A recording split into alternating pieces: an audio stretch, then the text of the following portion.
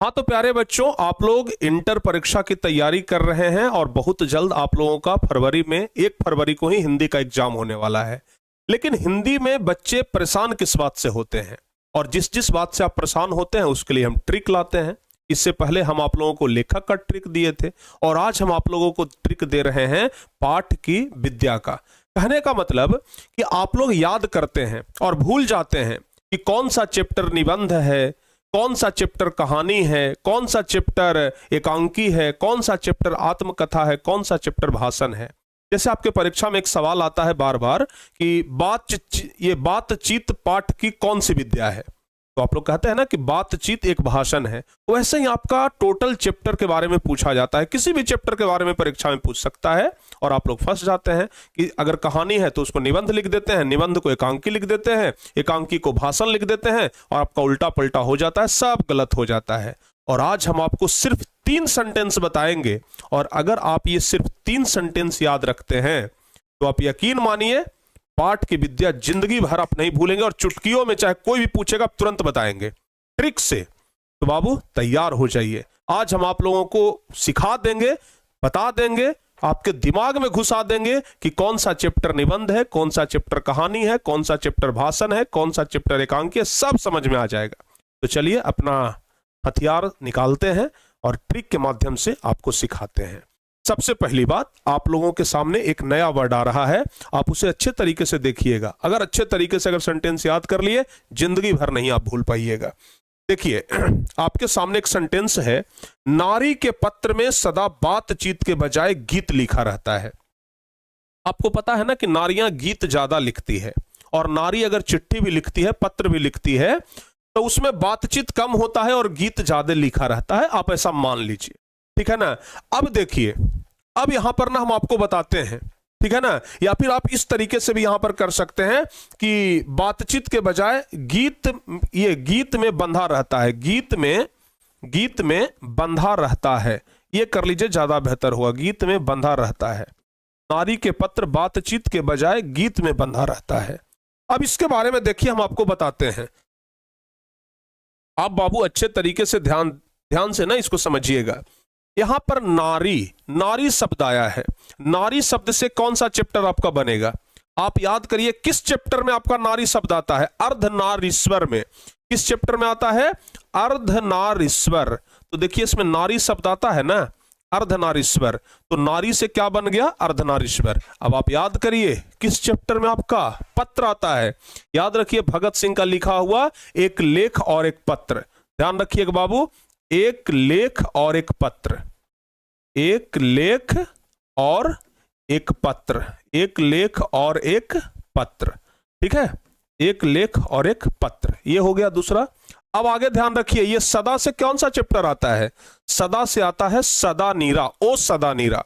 तो ये आपका क्या हो गया, ओ सदा नीरा, ओ सदा नीरा, याद रखिएगा ओ सदा नीरा। उसके बाद यहां पर बातचीत, ये तो पूरा चैप्टर का ही नाम आ गया है जो कि आपका पहला चैप्टर है, ठीक है ना। बातचीत से बातचीत ही हो जाएगा, ये कोई अलग चैप्टर नहीं है, बातचीत से बातचीत ही हो गया बाबू।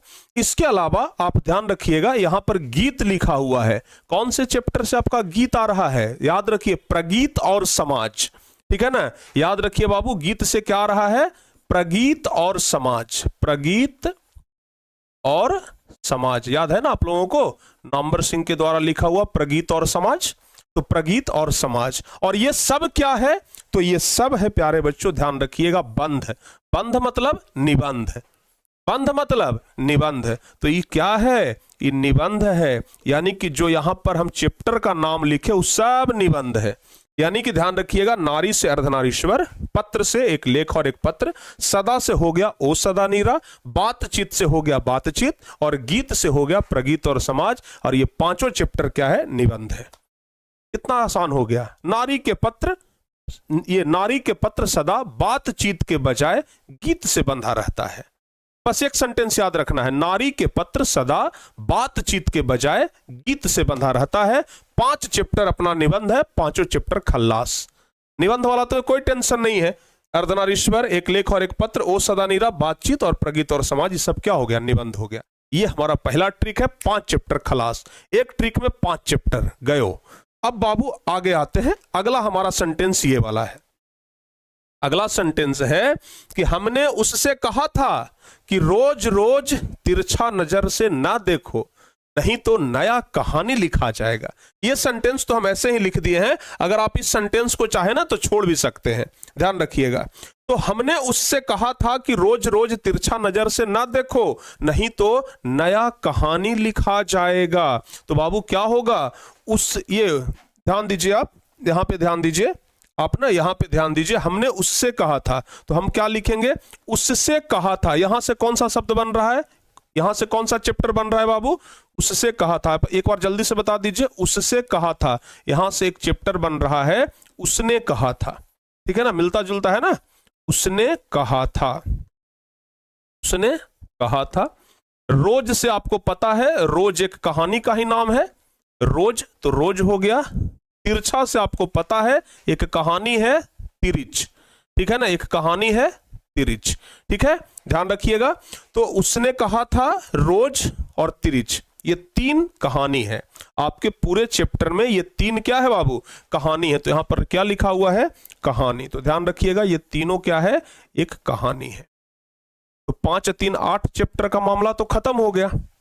5 और 3 8 चैप्टर का मामला खत्म हो गया। उसने कहा था रोज और तिरिच। तो ये आप लोग सेंटेंस याद रखिएगा कि हमने उससे कहा था कि रोज रोज तिरछा नजर से ना देखो, नहीं तो नया कहानी लिखा जाएगा। तो उसने कहा था रोज से रोज और तिरछा से तिरिच, कहानी खत्म। दूसरा ट्रिक में 3 चैप्टर खलास। बाबू अब अगला ट्रिक है ये वाला, ठीक है ना, अगला ट्रिक हमारा ये वाला है, ध्यान रखिएगा। शिक्षा मंत्री ने संपूर्ण भाषण में हंसते हुए अपनी डायरी में से सिपाही की मां को एक जूठन नामक आत्मकथा सुनाई। सेंटेंस थोड़ा बड़ा है इसलिए क्योंकि 8 चैप्टर के अलावा आपका जितना भी चैप्टर है सब अलग अलग है, सब एक ही नहीं है। जैसे देखिए आपका यहां पर शिक्षा चैप्टर, सबसे लास्ट चैप्टर याद करिए, जे कृष्णमूर्ति के द्वारा लिखा गया चैप्टर है शिक्षा। तो शिक्षा चैप्टर क्या है बाबू, और इसके अलावा संपूर्ण क्रांति, 2 चैप्टर है ना, शिक्षा से शिक्षा हो गया और संपूर्ण क्रांति, संपूर्ण से क्या हो गया, संपूर्ण क्रांति, संपूर्ण क्रांति, ध्यान रखिएगा। तो ध्यान रखिएगा शिक्षा आपका चैप्टर संभाषण है और संपूर्ण क्रांति भाषण है। तो अगर हम ये दोनों को मिला दें तो दोनों से बाबू एक भाषण नहीं बन जाएगा, जरा देखिए ध्यान से, ठीक है ना। तो याद रखिएगा शिक्षा चैप्टर और संपूर्ण क्रांति चैप्टर क्या है, एक भाषण है। इसी तरीके से आपको आगे बढ़ते जाना है, शिक्षा संपूर्ण क्रांति भाषण, ठीक है। अब देखिए यहां पर है हंसते हुए, तो हंसते हुए से क्या होता है, हंसते हुए मेरा अकेलापन, हंसते हुए मेरा अकेलापन, हंसते हुए मेरा अकेलापन, अकेलापन।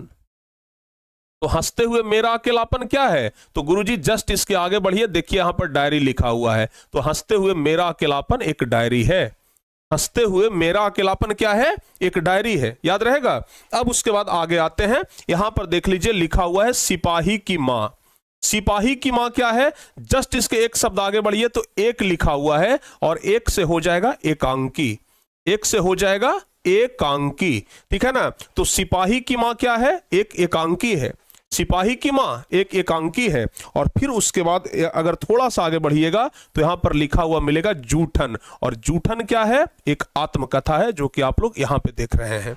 तो इस तरीके से आपका पूरा चैप्टर खल्लास, शिक्षा और संपूर्ण क्रांति भाषण है, हंसते हुए मेरा अकेलापन एक डायरी है, सिपाही की मां एकांकी है और जूठन आत्मकथा है। तो इस तरीके से बाबू आप ट्रिक के मदद से बहुत अच्छे तरीके से याद रख सकते हैं। तो बस ये 3 सेंटेंस आप लोग याद रखिए, ओनली 3 सेंटेंस। पहला क्या है, नारी के पत्र, नारी के पत्र में सदा बातचीत के बजाय गीत में बंधा रहता है। नारी के पत्र, यहां पर मैं शब्द को हटा भी सकते हैं, नारी के पत्र सदा बातचीत के बजाय गीत में बंधा रहता है, ठीक है ना। तो नारी से अर्धनारीश्वर, पत्र से पत्र लेखन, एक लेखा और एक पत्र, सदा से सदा निरा, बातचीत से बातचीत, प्रगीत और समाज, ये क्या हो गया, एक निबंध हो गया। दूसरा हमने आपको बताया, हमने उससे कहा था कि रोज रोज तिरछा नजर से न देखो, नहीं तो नया कहानी लिखा जाएगा। तो उसने कहा था से उससे, ये उससे कहा था से हो गया, उसने कहा था रोज से रोज और तिरछा से तिरिच, बीच, ये सब क्या हो गया, एक कहानी हो गया। और उसके बाद हमने आपको बताया बाबू तीसरा कि शिक्षा मंत्री ने संपूर्ण भाषण में हंसते हुए अपनी डायरी में से सिपाही की मां को एक जूठन नामक आत्मकथा सुनाई। तो इस तरीके से शिक्षा और संपूर्ण क्रांति एक भाषण हो गया, हंसते हुए मेरा अकेलापन एक डायरी हो गया, सिपाही की मां एकांकी और जूठन आत्मकथा। ये बाबू आपका पूरा चैप्टर खल्लास कर दिया। तो इस तरीके के आप इस तरीके से अगर ट्रिक की मदद से पढ़ेंगे ना तो बहुत आसानी के साथ आप लोग याद कर सकते हैं। तो सोचिए ये 10 मिनट का वीडियो आप कितना ज्यादा परेशान होते होंगे इसको याद करने के लिए, 10 मिनट में खल्लास हो गया। तो बाबू इस तरीके का और भी ट्रिक अगर आप लेना चाहते हैं तो हमेशा टारगेट बोर्ड को फॉलो करिए, आपको इसी तरीके का ट्रिक मिलता रहेगा। बहुत जल्द आपके लिए लाएंगे लेखक का जन्म का साल और मृत्यु का साल याद करने का ट्रिक। याद रखिएगा, हमेशा ट्रिक की सहायता से याद किया हुआ बात जल्दी भूला नहीं जाता है। तो याद रखिए, बहुत जल्द आपसे अगली वीडियो में मुलाकात होगी। मिलते हैं अगली वीडियो में। कमेंट करके जरूर बताइएगा कि ये ट्रिक आपको कैसा लगा। जय हिंद, धन्यवाद।